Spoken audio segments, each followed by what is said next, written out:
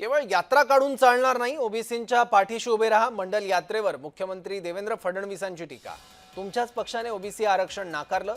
मुख्यमंत्र्यांच्या टीकेला राजापूरकरांचं प्रत्युत्तर। प्रकारच्या योजना ओबीसी समाजापर्यंत पोहोचू दिल्या नाहीत।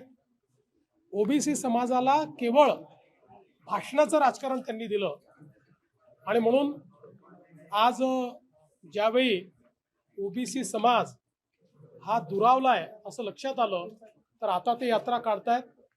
पण नुसती यात्रा काढून फायदा होणार नाही। ओबीसीच्या पाठीशी तुम्ही ठामपणे उभे आहात हे कधीतरी दिसू द्या। ज्यावेळी ओबीसींवर संकट येतं त्यावेळी मात्र तुमची भूमिका नरोवा कुंजरोवा असते, हे ओबीसींनी बघितलेलं आहे।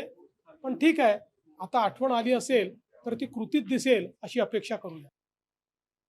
हे ते कमांडर होतं आणि हे यासाठी होतं की ओबीसी हा शूद्र आहे, त्याची त्याला जागा दाखवली गेली पाहिजे। तो शूद्र आहे आणि त्याला कधीही राज्याच्या मुख्य प्रवाहामध्ये, सत्तेच्या मुख्य प्रवाहामध्ये आणता कामा नये आणि म्हणून त्याला ओबीसी आरक्षण नाकारायचं, यासाठी ही कमंडल यात्रा काढली होती।